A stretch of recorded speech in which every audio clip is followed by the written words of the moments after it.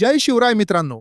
महाराष्ट्राच्या राजकारणातून आणि थेट शेतकरी बांधवांच्या बांधावरून या क्षणाची सर्वात मोठी आणि खळबळजनक बातमी समोर येते. राज्य सरकारने जाहीर केलेल्या कर्जमाफीच्या नव्या निर्णयावरून आता संपूर्ण राज्यात तीव्र संतापाची लाट उसळली आहे. या कर्जमाफीच्या अटी आणि नियमांवरून सध्या शेतकरी संघटना आक्रमक झाल्यात, तर विरोधकांनीही सरकारला घेरण्यास सुरुवात केली आहे. पण बातमी सविस्तर पाहण्यापूर्वी तर आपल्या चॅनलला आत्ताच सबस्क्राईब करा आणि बेल आयकॉन नक्की दाबा, जेणेकरून शेतकरी हिताची प्रत्येक बातमी तुमच्यापर्यंत सर्वात आधी पोहोचेल. मित्रांनो, सध्या या कर्जमाफीच्या नव्या जी.आर.ची जागोजागी होळी केली जाते. या योजनेचा लाभ नक्की कोणाला होणार यावरून मोठा संभ्रम निर्माण झालाय. धक्कादायक बाब म्हणजे नियमित कर्ज भरणारे प्रामाणिक शेतकरी आणि ज्यांची कर्जमाफी होणार आहे ते शेतकरी, या दोन्ही बाजूंनी सध्या तीव्र नाराजी व्यक्त केली जाते. मुद्दा क्रमांक 1. नियमित कर्जदारांवर अन्याय. जे शेतकरी दरवर्षी प्रामाणिकपणे पीक कर्ज फेडतात त्यांना सरकारने प्रोत्साहनपर अनुदान जास्त देणे गरजेचे होते.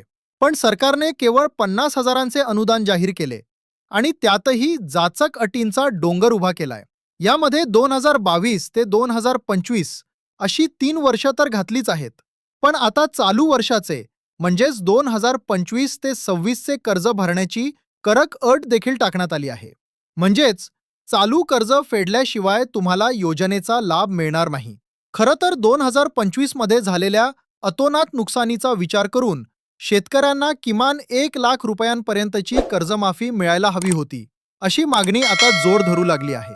मुद्दा क्रमांक 2. कर्जमाफी की कर्जवसुली.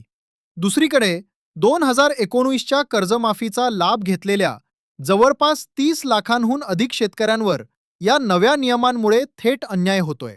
आधी या शेतकऱ्यांना योजनेतून वगळण्याची चर्चा होती, पण नंतर फक्त 50,000पर्यंतच्या लाभाला मंजुरी देण्यात आली. पण अट काय?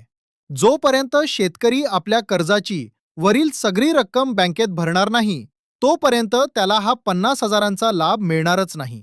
त्यामुळे हा प्रश्न उपस्थित होतोय की ही सरकारची कर्जमाफी आहे की बँकांची कर्जवसुली. मित्रांनो, सध्या आगामी निवडणुकांमुळे 20 तारखेपर्यंत आचारसंहिता लागू आहे. त्यामुळे या जी.आरची प्रत्यक्ष अंमलबजावणी थांबलेली आहे. पण हीच योग्य वेळ आहे. जर या काळात शेतकरी संघटना, विरोधी पक्ष आणि स्वतः शेतकऱ्यांनी आपापल्या पातळीवर निवेदने देऊन सरकारवर दबाव आणला, तर या जी.आरमध्ये बदल करून शुद्धीपत्रक काढण्यास सरकारला भाग पाडता येऊ शकतं. सरकारकडून सध्या जे 30 ते 35,000 कोटींच्या कर्जमाफीचे मोठे आकडे सांगितले जात आहेत, ते कुठेतरी दिशाभूल करणारे आणि फसवे ठरू शकतात, कारण अजूनही अंतिम आकडेवारी स्पष्ट झालेली नाही. त्यामुळे शेतकरी बांधवांनो, आता शांत बसून चालणार नाही. आपल्या हक्कासाठी आवाज उठवणे गरजेचे आहे. या संपूर्ण कर्जमाफीच्या निर्णयावर तुमचे काय मत आहे? सरकार शेतकऱ्यांना खरंच दिलासा देतंय की फसवणूक करतंय? आम्हाला खाली कमेंट करून नक्की सांगा. शेती आणि राजकारणातील अशाच तंतोतंत आणि थेट बातम्यांसाठी या चॅनलला नक्की सबस्क्राईब करा, व्हिडिओला लाईक करा आणि तुमच्या प्रत्येक शेतकरी मित्राला व्हॉट्सॲप ग्रुपवर हा व्हिडिओ शेअर करायला विसरू नका. धन्यवाद. जय जिजाऊ, जय शिवराय.